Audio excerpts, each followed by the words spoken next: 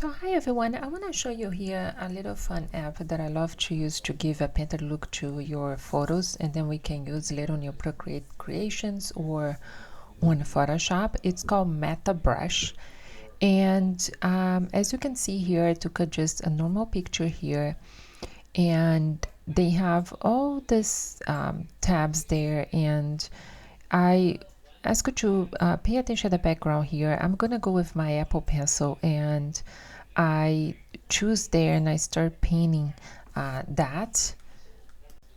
And as you can see, I start having that kind of painted look. And there are many menus on the top, and the tags one in texture. So I go back and forth between texture, art. They both give separate kind of effects on your photo.